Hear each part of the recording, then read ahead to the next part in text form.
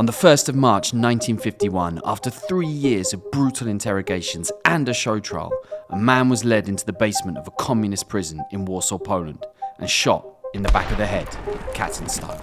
His body was discarded in an unmarked grave, meant to be forever forgotten, just like his story and those of so many others like him. But Łukasz Ciepliński, codenamed Plow, and his story are just too great to be forgotten. He was born to a patriotic and deeply religious family in 1913, just before Poland regained its independence. After school, he joined the army and became an officer. When Germany invaded Poland in 1939, Ciepliński served with distinction. During one battle, he personally destroyed 6 German tanks and then headed to Warsaw to defend the capital. After Poland fell, Ciepliński kept fighting. Arrested in 1940, he escaped from prison and went on to become a senior officer in the Polish resistance. In 1944, the tide of war was turning and the Red Army pushed west, replacing German Nazism with Moscow-imposed Soviet communism. The Poles sought to liberate the country before the Russians, but once the Germans were defeated, Soviet command ordered the Poles to disarm. Ciepliński refused and went back underground. The Soviets initiated a terror campaign to liquidate all formations of the Polish underground state, still loyal to the Polish government in exile in London.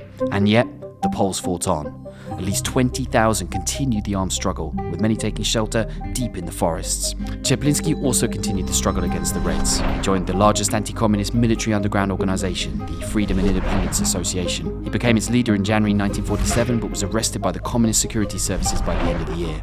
He was interrogated and brutally tortured for 3 years before being sentenced to death. Before his execution, he told one of his co-prisoners that he would keep his medallion under his tongue in case anyone ever looked for his body. To this day, despite years of searching, his body has yet to be found. The forensics team looking for Ciepliński is certain they'll find him soon, very soon. And that story is one of an indomitable but doomed struggle against Nazi and communist totalitarianism. It is the tale of boys, girls, men and women who yearn for nothing more than for their country and their people to be free. It is the story of the indomitable soldiers.